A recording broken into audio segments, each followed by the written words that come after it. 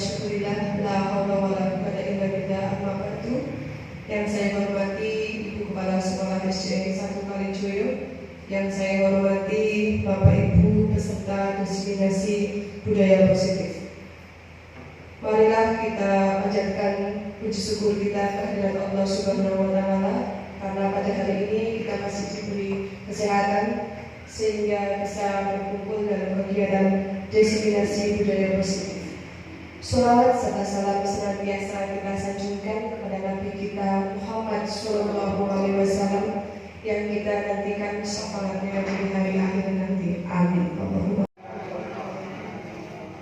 Terima kasih. Semoga dengan bacaan basmalah bersama acara pada hari ini berjalan dengan lancar.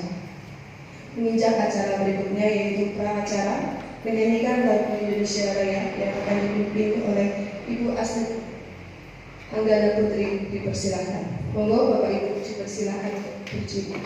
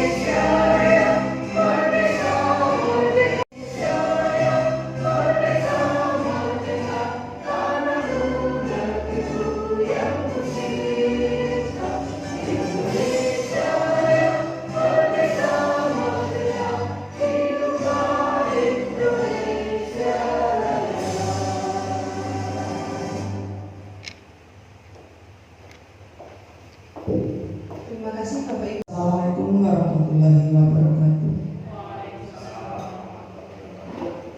Yang terhormat Bapak Saiful Bahri, yang saya hormati Bapak, saya hormati para rekan-rekan daripada guru penggerak. Perkenalkanlah untuk yang pertama kali saya mengucapkan puji syukur kehadirat Allah Subhanahu wa Ta'ala.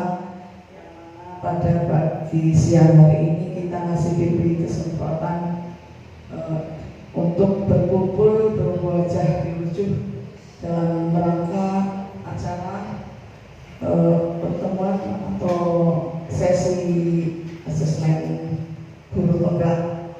Salawat serta salam senantiasa kita curahkan kepada Nabi Agung Muhammad SAW yang senantiasa kita harapkan syafaatnya besok di yaumil qiyamah. Amin Allahumma amin. Untuk yang selanjutnya, marilah kita untuk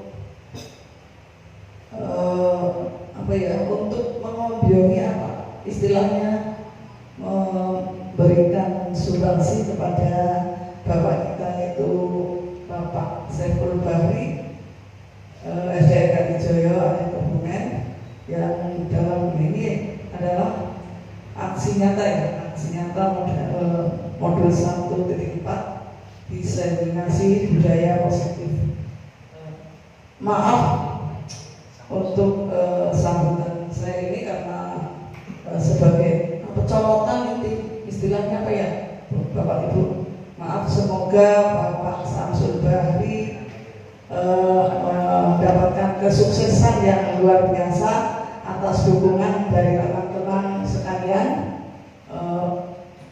Ibu Bapak yang dari SLI minta doa dan dukungan buat Bapak Samsul Bahri.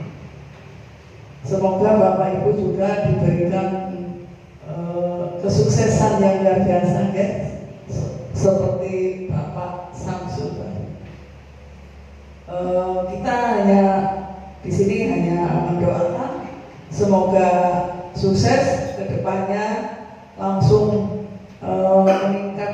Apa ya, biasanya kalau sudah jadi guru penggerak itu meningkat dari KS itu kayaknya otomatis ya Bu, di seluruh lapisan jajaran dimanapun, sepertinya di Sadang juga begitu. Dan di sini juga seperti Pak Junaid ya, yang sudah memberikan contoh itu, baru CGP langsung diangkat jadi kepala sekolah. Mungkin hanya itu sekedar mewakili dari UKS, tentunya banyak kekurangan. Saya ucapkan dilanjut ya Pak Samsul Bari, monggo. Kiranya hanya itu. Wassalamualaikum warahmatullahi wabarakatuh. Terima kasih atas sambutannya. Bapak Ibu yang saya hormati, mohon maaf tadi dalam penyebutan penghormatan kami sebagai pembawa acara belum menyebutkan dari SD Negeri 2 Kalijodo. Mohon maaf sekali Bapak Ibu, bukan berarti kami tidak menghormati Bapak Ibu, tapi karena tadi comotan dadakan saya. Oke, nyuwun pangapunten nggih Bapak Ibu. Terima kasih atas kehadirannya. Semoga ilmunya nanti bermanfaat bagi kita semuanya. Menginjak acara yang berikutnya adalah kegiatan diseminasi budaya positif yang akan disampaikan oleh Bapak Samsul Badri SPJ. Kepadanya dipersilakan.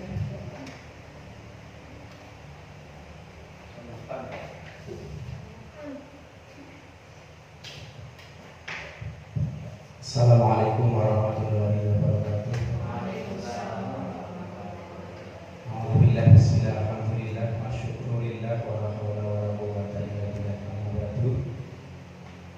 Yang terhormat Kepala SD Negeri 1 Kalijodo, yang saya hormati seluruh peserta destinasi budaya positif yang pada kali ini peserta dari 2 SD, Bapak Ibu guru dari 2 SD.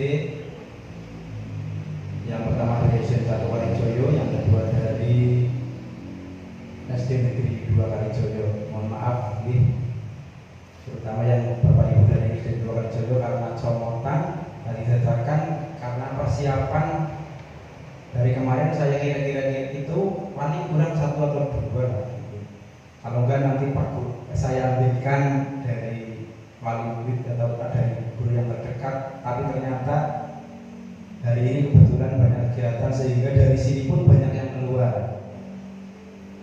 Ada Bu Siti Mustofidah, Pak Oki, Pak Fajar. Sehingga tadi saya ngambil dari SD Negeri 2, saya capri, saya telepon, tidak diangkat-angkat karena kesibukan. Sehingga sampai saat ini pun saya belum izin ke Kepala SD Negeri 2 Kalijodo. Mohon maaf nih, Bapak Ibu.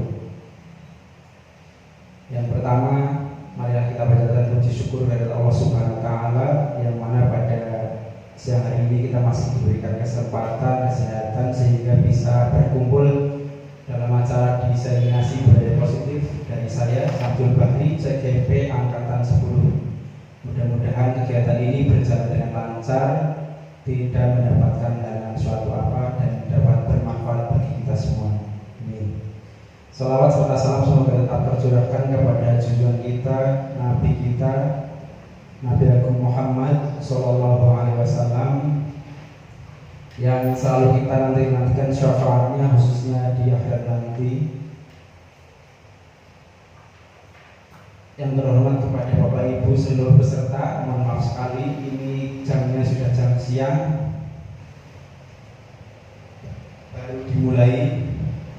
Langsung saja Bapak Ibu, aksi nyata modul 1.4 diseminasi budaya positif dari saya Samsul Badri, guru SD Negeri 1 Kalijodo Alian Kebumen CGP Angkatan 10. Salam dan bahagia itu yang selalu disampaikan oleh seluruh CGP. Salam itu doa, doa supaya kita diberikan keselamatan dan semoga kita selalu berbahagia dalam keadaan apapun. Mari belajar bersama, berkolaborasi, saling mendukung demi mewujudkan budaya positif di sekolah tercinta. Mereka yang menyukai praktik tanpa teori bagaikan pelaut yang menjalankan kapal tanpa kompas dan kemudi. Dia tidak pernah tahu di mana akan terdampar. Leonardo da Vinci. Sebelumnya karena ini sudah siang, biar lebih semangat lagi, kita ice breaking dulu nih Bapak Ibu. Bisa berdiri, monggo ikuti sesuatu yang ada di depan.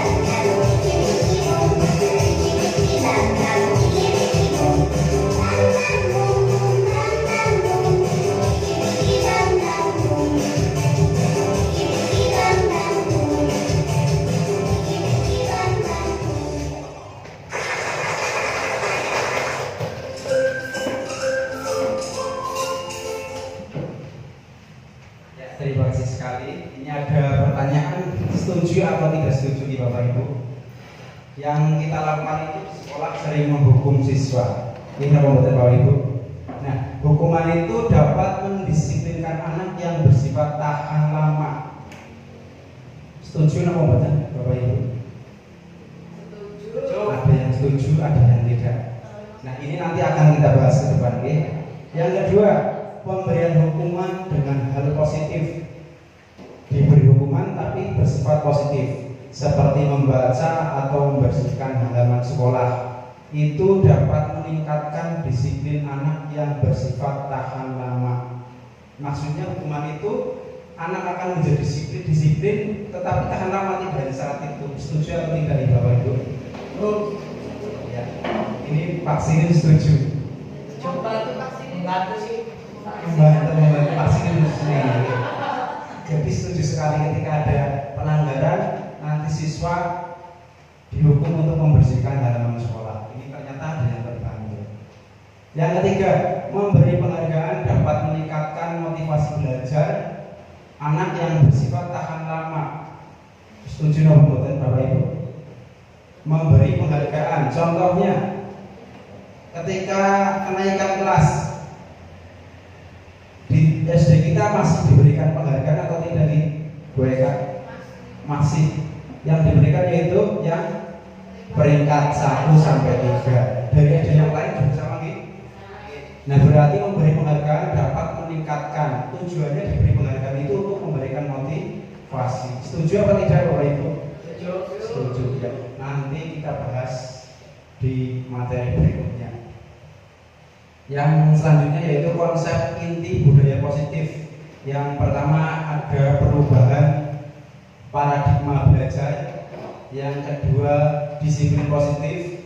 Yang ketiga nilai-nilai kebajikan. keempat kebutuhan dasar manusia, ada motivasi perilaku manusia, kemudian nanti kita bahas juga posisi kontrol guru, ada keyakinan kelas, dan yang terakhir yaitu segitiga restitusi. Ini di materi modul 1.4 ini. Pembelajaran dengan paradigma baru yang pertama. Pembelajaran dengan paradigma baru merupakan pembelajaran yang dirancang berdasarkan prinsip pembelajaran berdiferensiasi. Ini sudah sering kita dengar nih tentang pembelajaran berdiferensiasi, sehingga para peserta didik belajar sesuai kebutuhannya berdasarkan tahap perkembangan sesuai teori psikologi modern untuk mewujudkan profil belajar Pancasila.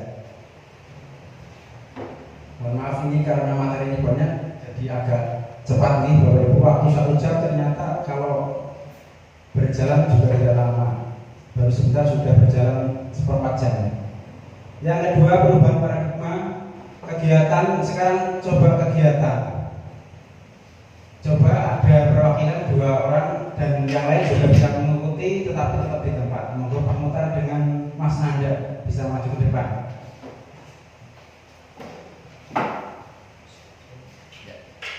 Sobeklah secari kertas kecil, tuliskan benda atau sesuatu.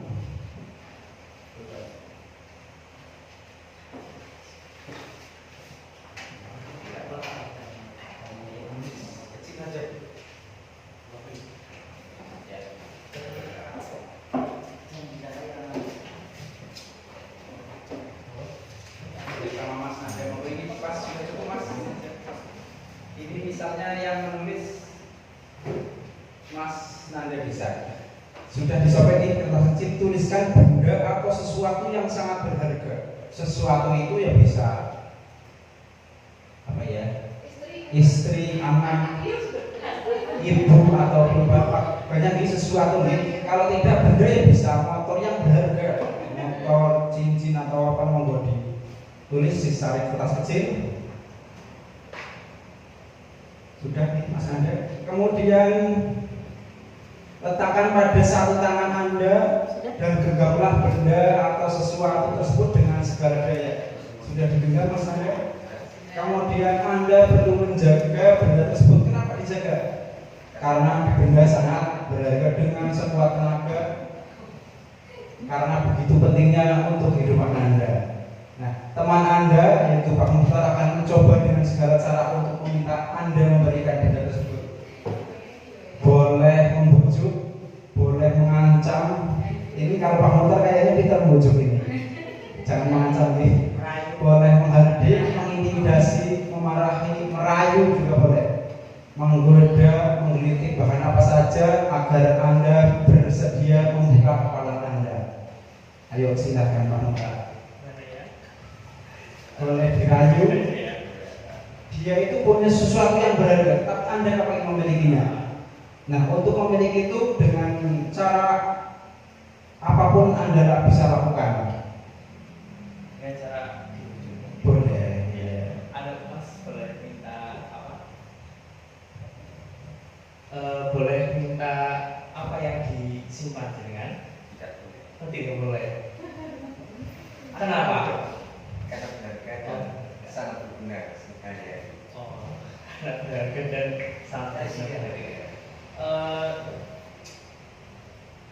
Terus kita rayu dong atau? Nggak saya merebut apa tidak?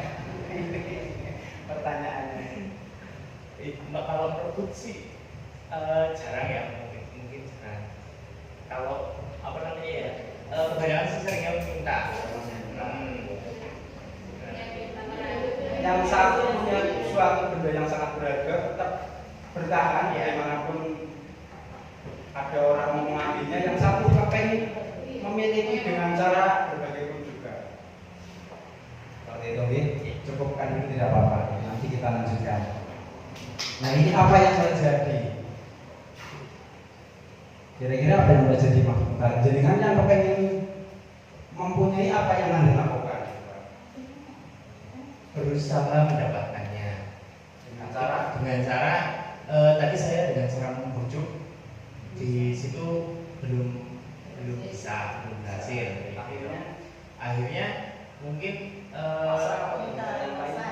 mungkin dengan cara yang lain.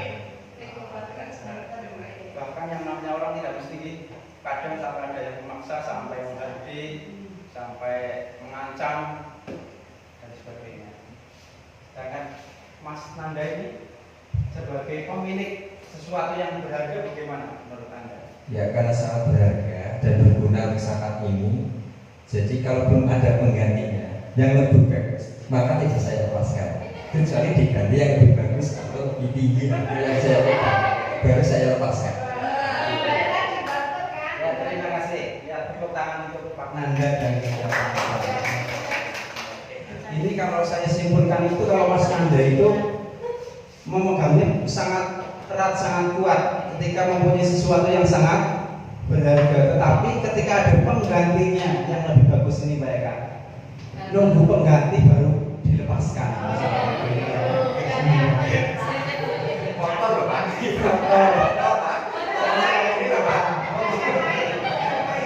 Itu waktu itu hanya untuk apa ya? Hanya untuk contoh, tapi mungkin yang lain pun kurang tahu. Kalau komentar kesimpulan dari saya itu, gimana ketika ingin memiliki sesuatu yang sangat berharga, ketika sudah berusaha tidak mendapatkan, akhirnya pasrah lah, cari yang lain saja. Tidak, komentar ini hanya untuk itu, oke? Tidak apa-apa, terima kasih.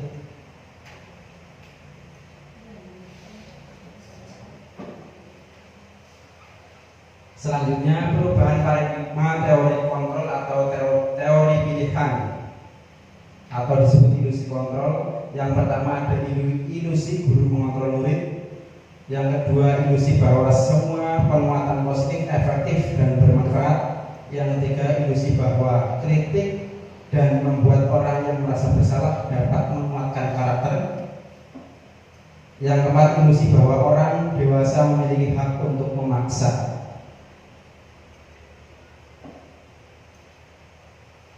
Ya, perubahan paradigma stimulus respon teori kontrol atau teori pilihan. Siapa yang sesungguhnya memiliki kontrol? Yang pertama, stimulus respon. Kita mencoba mengubah orang agar berpandangan sama dengan kita. Teori kontrol pilihan, kita berusaha memahami pandangan orang lain tentang dunia. Yang kedua, perilaku buruk dilihat sebagai suatu kesalahan. Semua perilaku memiliki tujuan. Yang ketiga, stimulus respon, saya bisa mengontrol orang lain. Teori kontrol, Anda tidak bisa mengontrol orang lain. Yang kelima, pemaksaan ada pada saat rujukan gagal. Kolaborasi dan konsensus menciptakan pilihan-pilihan baru. Yang terakhir, model berpikir menang atau kalah. Teori kontrol, model berpikir menang-menang. Apakah makna disiplin? Disiplin itu berasal dari bahasa Latin disciplina yang artinya belajar.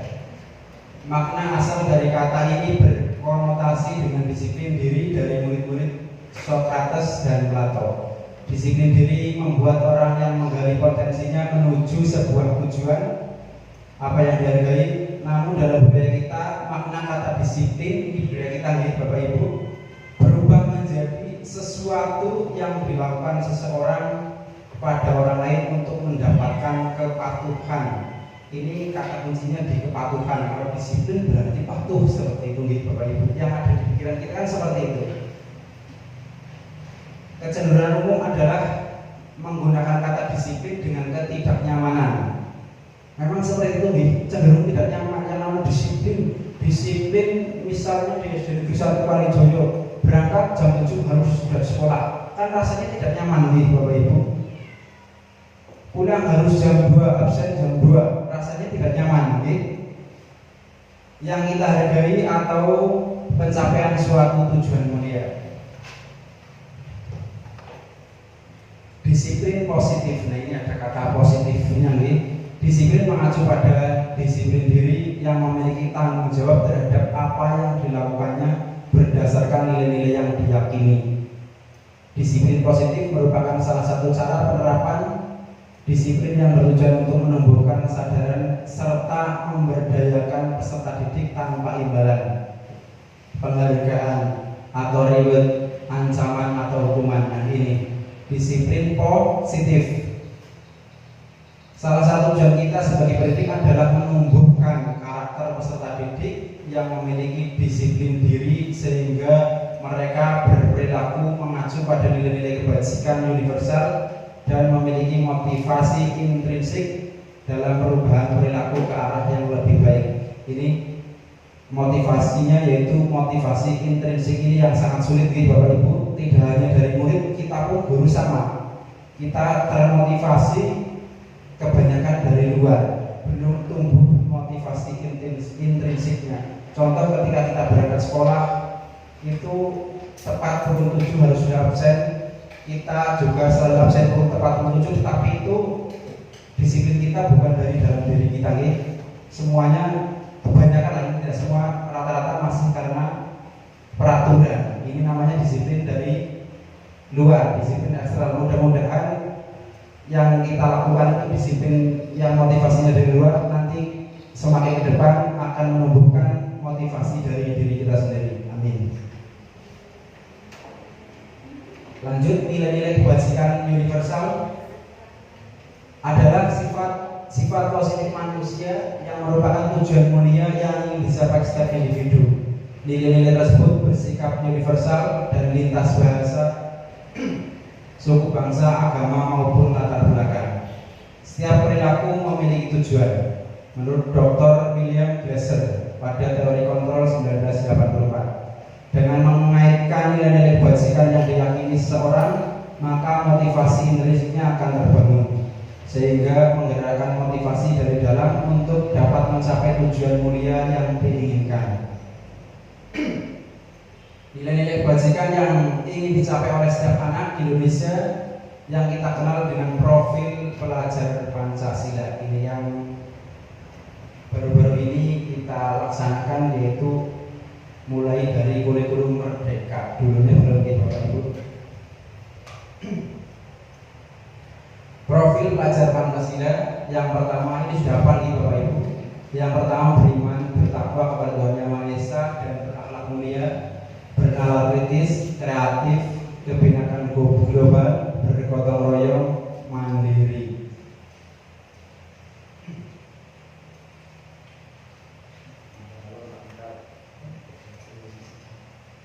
Teori motivasi, hukuman dan penghargaan yang terakhir yaitu restitusi ini yang akan kita pelajari Bapak Ibu.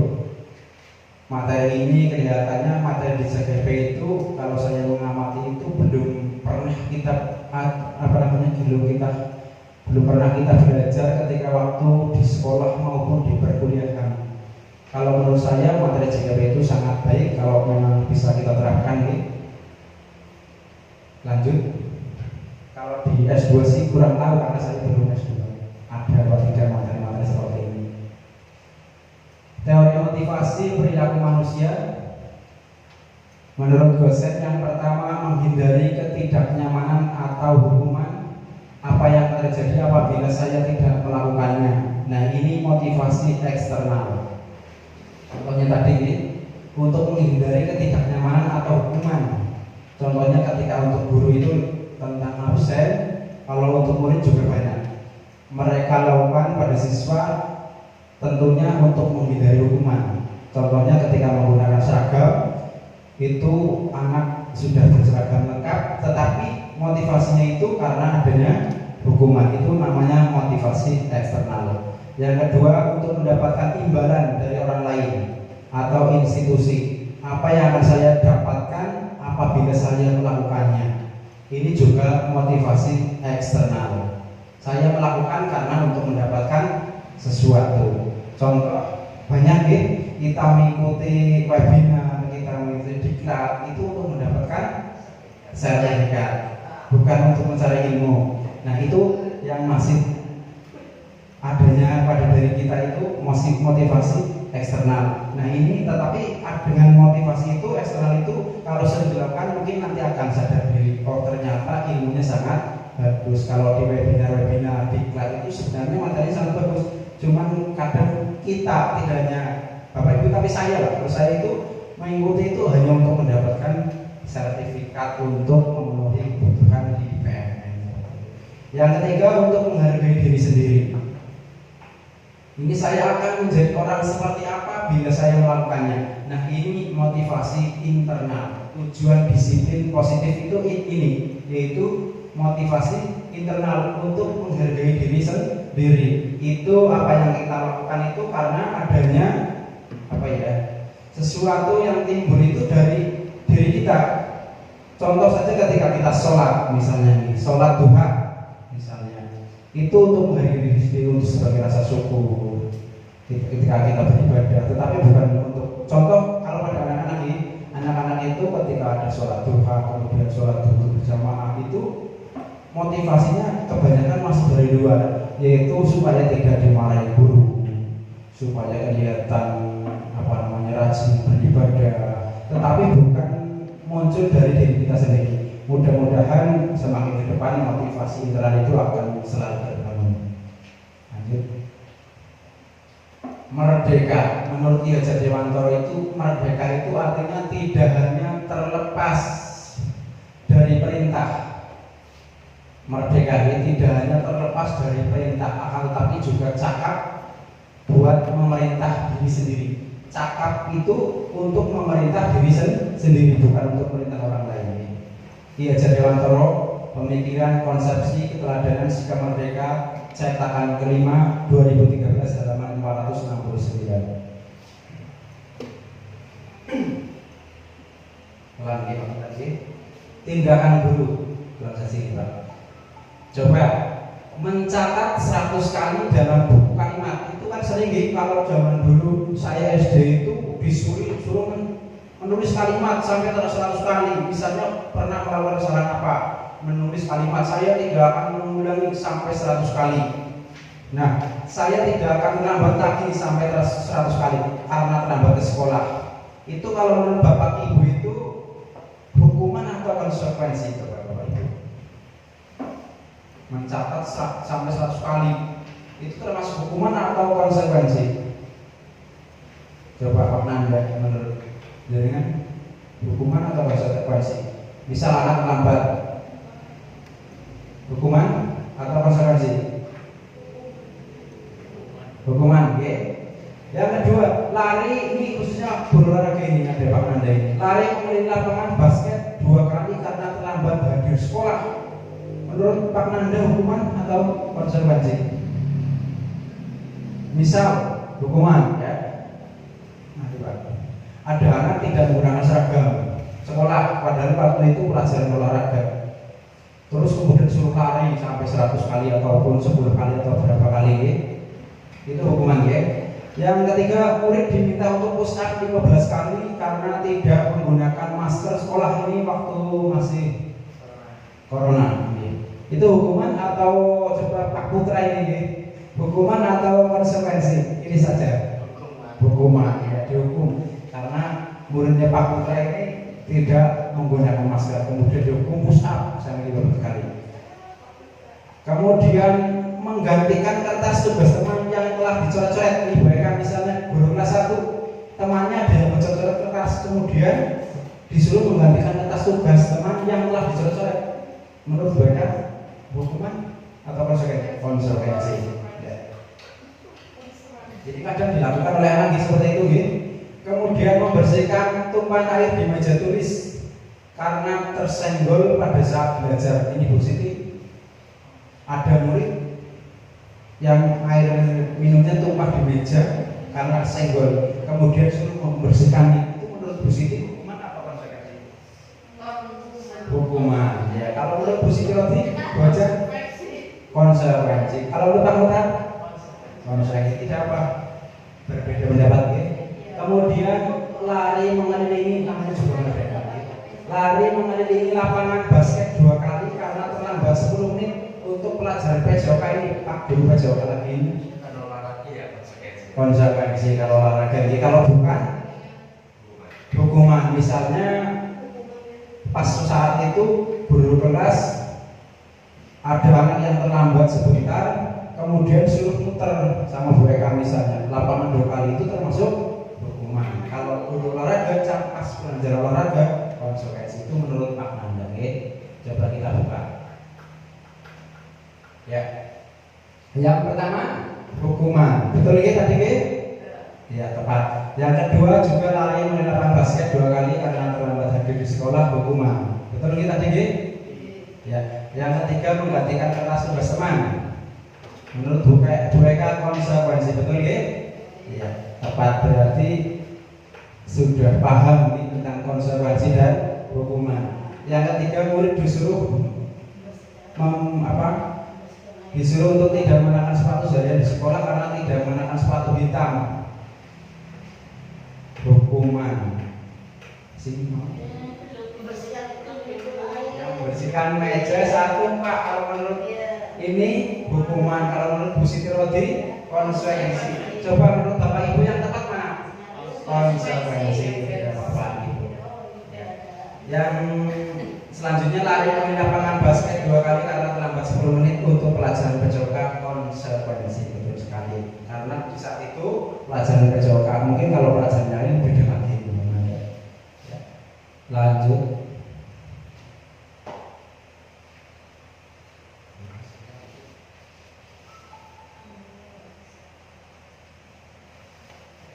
Hukuman dan penghargaan sebagai bentuk disiplin dengan identitas gagal. Penghargaan berlaku sama dengan hukuman. Ini Bapak Ibu coba kita bahas bersama-sama. Penghargaan berlaku sama dengan hukuman. Penghargaan itu yang tadi dicontohkan oleh Bu Eka itu ketika mendapatkan ranking 1, 2, 3 ketika kenaikan kelas. Itu sama dengan hukuman. Dalam arti meminta atau membujuk seseorang melakukan sesuatu untuk memenuhi suatu tujuan tertentu dari orang yang meminta atau membujuk. Dorongannya itu eksternal dan akan ada faktor ketergantungan. Ini baik kali. Tetapi kalau misalnya tidak dari awal tahun tidak dikasih tahu, tiba-tiba nanti dikasih penghargaan atau reward, itu termasuk hukuman apa tidak? Beda nih. Karena tidak ada janji dari awal, jadi tidak ada niatan, wah aku belajar semangat mengasih penghargaan. Itu beda lagi nih Bapak Ibu. Tapi di sini memang di teori ini itu tetap yang namanya penghargaan itu sama dengan hukuman. Beberapa dampak pemberian penghargaan: pengaruh jangka pendek dan jangka panjang. Penghargaan tidak efektif. Penghargaan merusak hubungan. Di sini merusak hubungan itu bagaimana coba? Biasanya itu ketika yang mendapatkan ranking dengan yang nilainya jauh memang agak sedikit ada perbedaan lah. Ada rasa misalnya yang tidak dapat penghargaan itu merasa kayak dikucilkan seperti itu nih Bapak Ibu. Beda dengan apalagi yang mendapatkan penghargaan biasanya juga muncul rasa sedikit sombong. Ya apa tidak Bapak Ibu? Wah bingung loh. Ranking siji ulih piala seperti itu ulih hadiah seperti itu Bapak Ibu. Kemudian penghargaan mengurangi ketepatan, penghargaan menurunkan kualitas, penghargaan mematikan kreativitas, penghargaan menghukum, yang terakhir motivasi dari dalam diri. Itu memang makanya di saat ini kita itu kurikulum merdeka memang sudah tidak ada ranking. Tidak ada ranking. Terus bagaimana kalau ada yang menanyakan ranking? Biasanya kan orang tua ada yang penasaran. Wah, anak saya sih ranking sebenarnya ranking berapa nih Bu Eka? Seperti itu. Mas Anda sebagai guru kelas biasanya ditanya seperti itu ketika anak mengambil rapor. Terus jawaban kita itu yang tepat bagaimana Ibu? Apa tetap masih di ranking udah diumumkan di kelas itu ranking 1 sampai 14 siapa saja seperti itu? Sebaiknya yang kita lakukan itu bersifat ya sedikit agak rahasia. Kalau ada yang tanya dijawab saja seperti itu. Ya alhamdulillah putra bapak, putra ibu itu sekarang sudah menikah, sudah lebih baik, masuk ke dalam 10 besar. Seperti itu tidak boleh dipajang dari 1 sampai 10 siapa saja. Nah, tetapi yang namanya merubah mindset itu memang sulit nih Bapak Ibu. Makanya tidak boleh di ranking, tapi boleh ketika di lomba-lomba mencari bakat mencari bakat. Misalnya ada level di situ kan di SD itu banyak kegiatan level 2E, kemudian FTPI, kemudian O2S, NOS dan lainnya.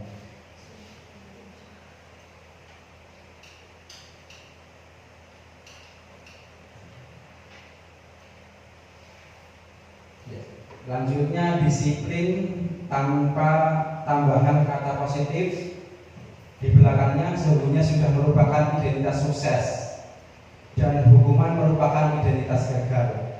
Disiplin yang sudah bermakna positif terbagi dua bagian, yaitu disiplin dalam bentuk konsekuensi dan disiplin dalam bentuk restitusi.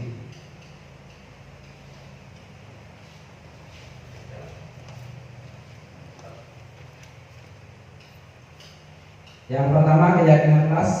Mengapa bukan peraturan saja? Nah, ini di kurikulum Merdeka sekarang bukan atau sudah tidak menggunakan peraturan, tetapi menggunakan keyakinan kelas. Sudah ada di kelas masing-masing Bapak Ibu. Sudah ada Ibu Siti Fatimah. Keyakinan kelas di kelasnya jaringan. Atau masih peraturan? Ada masih dibantu peraturan. Nah, ini kelas. Ini contohnya ini di kelas 1 ini sudah ada keyakinan kelas atau kesepakatan kelas 1. Ini bisa saya bacakan ini. Yang pertama, selalu menjaga kebersihan, disiplin dan tepat waktu. Kalau dulu peraturan kan kata-katanya tidak seperti itu, tidak disiplin dan tepat waktu, tapi hadir 15 menit sebelum pukul 7. Saling tolong menolong. Ini kata-katanya itu sudah beda dengan peraturan ini. Berbicara dengan sopan, saling menghormati. Kata-katanya itu lebih enak didengar. Nah, ini mengapa bukan peraturan saja? Mengapa harus ada kelas? Untuk mendukung motivasi intrinsik, kembali ke nilai-nilai kebajikan atau keyakinan-keyakinan yang lebih menggerakkan seseorang dibandingkan mengikuti serangkaian peraturan-peraturan. Nah, ini budaya positif. Peraturan kelas itu kurang baik. Nah, maka dari itu diganti menggunakan keyakinan kelas, itu akan lebih baik dibanding dengan peraturan kelas. Setelah keyakinan kelas berjalan, maka akan menimbulkan lingkungan positif. Lingkungan positif misalnya keyakinan kelas 1, nanti lingkungan positif kelas 1 semuanya sudah baik, kemudian akan menimbulkan budaya positif. Ini maknanya lebih luas lagi. Sudah adakah keyakinan kelas Bapak Ibu? Sudah ada nih? Sudah, insya Allah sudah. Jika sudah ada, bagaimana langkah dalam penyusunannya? Nah, pembentukan keyakinan kelas ataupun sekolah. Yang pertama, keyakinan kelas bersifat lebih abstrak daripada peraturan yang lebih rinci dan konkret. Keyakinan kelas berupa pernyataan-pernyataan universal. Pernyataan keyakinan kelas senantiasa dibuat dalam bentuk positif. Ini insya Allah sudah ada semua nih, dari kelas 1 sampai kelas 6 di Bu Siti. Sudah ada nih? Sudah ada. Kelas 6 apa lagi? Rajin.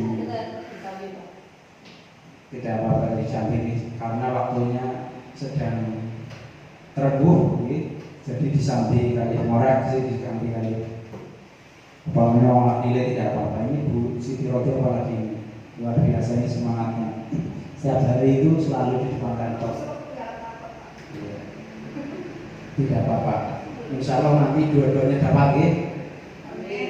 Amin. Keyakinan sebenarnya sesuatu yang dapat diterapkan di lingkungan tersebut. Semua warga kelas hendaknya ikut berkontribusi dalam perbuatan keyakinan kelas lewat kegiatan curah pendapat.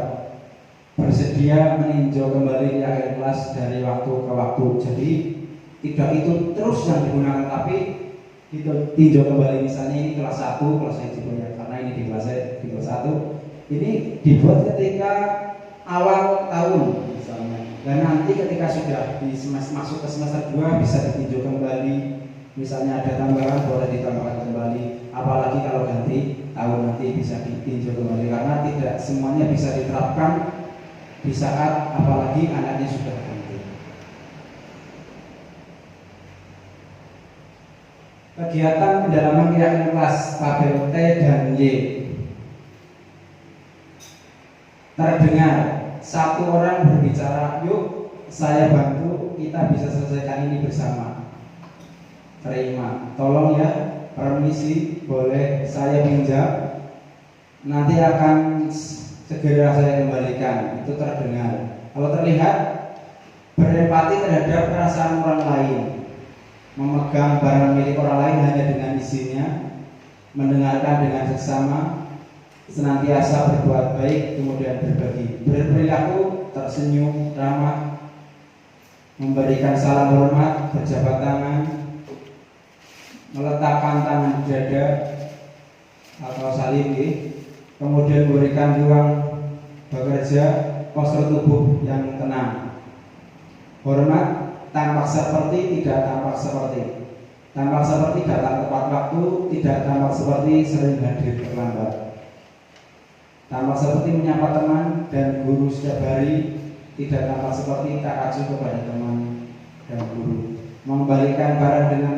yang telah itu termasuk pembuat rasa bersalah. Dan jadi yang mahasiswa itu merasa bersalah karena diingatkan seperti itu. Kemudian guru sebagai teman, ayo dong ikuti aturan sekolah, tolong bantu bapak atau ibu guru ya, lain kali jangan sampai diulangi lagi.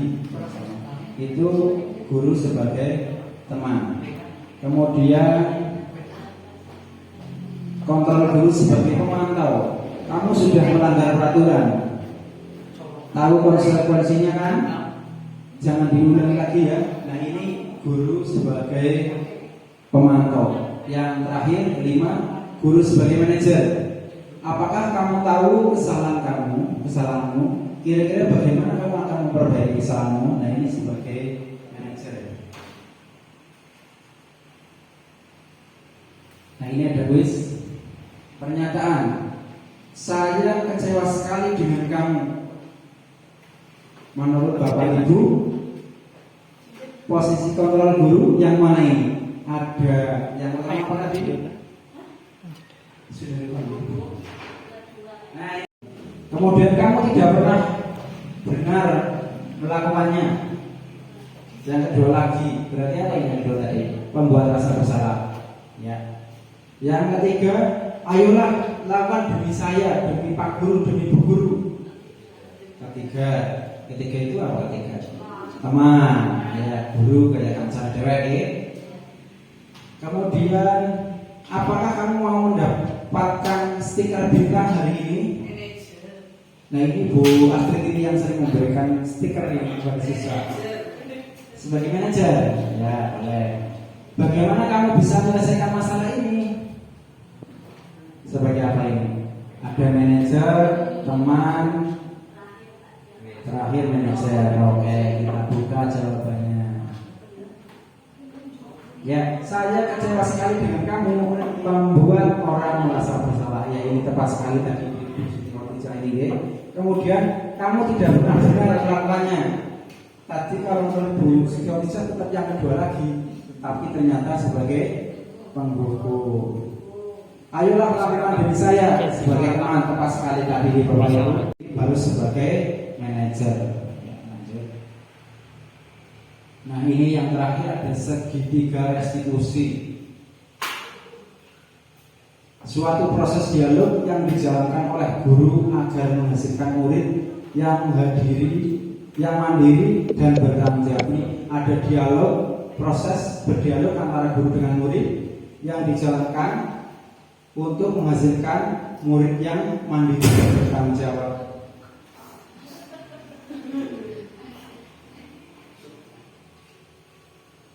Nah ini yang pertama ada menstabilkan identitas, yang kedua validasi tindakan yang salah, tahap yang ketiga yaitu menanyakan keyakinan. Nah tahap restitusi menstabilkan identitas yang pertama berdasarkan prinsip membuat kesalahan adalah bagian dari proses pembelajaran. Kata-katanya itu biasanya berbuat salah itu wajar. Tidak ada manusia yang sempurna. bapak atau ibu juga pernah melakukan itu. Ibu atau bapak tidak mau mencari siapa yang salah, tetapi ingin mencari solusi dari permasalahan ini. Kamu berhak merasa begitu. Itu tahap restitusi yang pertama, yaitu menstabilkan identitas.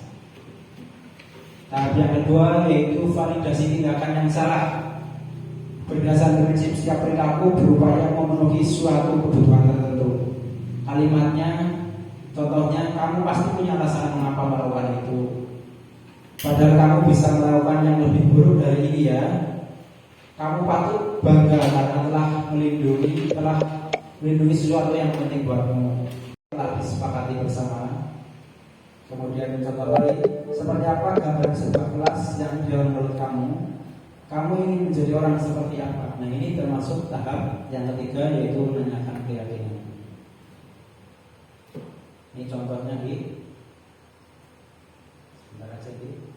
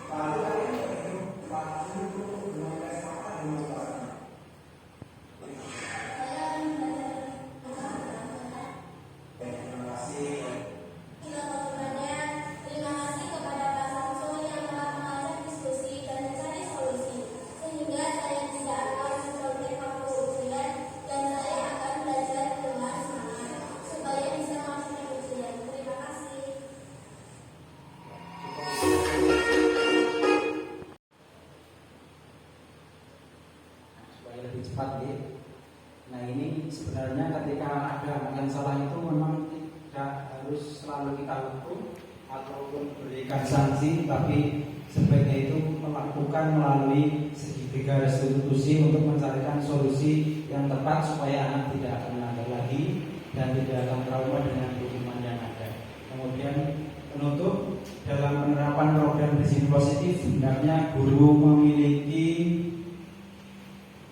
standar kompetensi kepribadian, profesional, dan sosial yang baik, di mana guru mampu merefleksi dirinya dalam posisi kontrol saat ini. Bagaimana perjalanan dirinya sebagai among atau manajer yang menuntun murid-muridnya menjadi insan yang mandiri, merdeka, dan bertanggung jawab. Standar nasional etika. Semua impian pasti bisa Anda wujudkan jika Anda memiliki keberanian untuk mengejarnya. Terima kasih. Nah, ini saya minta sedikit refleksi dari kegiatan ini, kegiatan desiminasi ini Bapak Ibu berikan untuk saya juga gitu. Nanti ada salah satu guru yang maju memberikan refleksi sederhana di Bapak Ibu. Ya, sekian, terima kasih. Assalamualaikum warahmatullahi wabarakatuh. Dilanjutkan kegiatan lain-lain Ibu mereka. Yang positif yang telah kita ikuti bersama, semoga ilmunya dapat menambah kita semuanya dalam melaksanakan di kelas kita masing-masing, dan kita sebagai guru juga bisa melaksanakannya.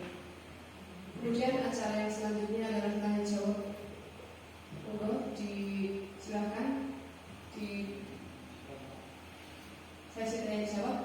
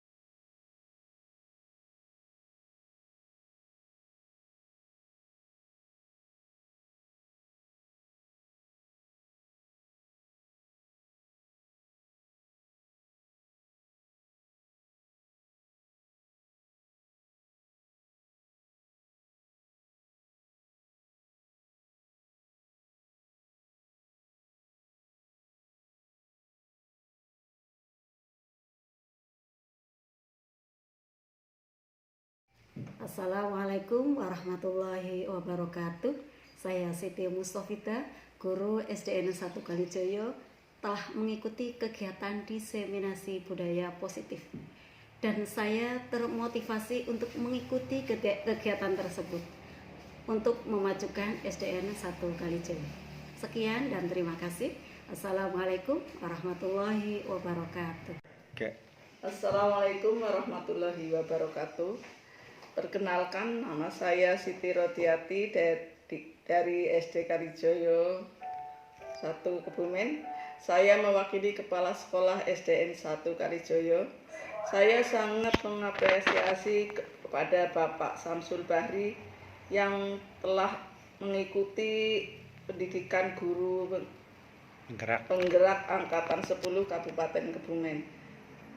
Semoga mengapresiasi untuk teman-teman yang belum melaksanakan CGP untuk selanjutnya. Kemarin Bapak Samsul Bahri sudah melaksanakan diseminasi kebudayaan positif yang baik. Semoga memotivasi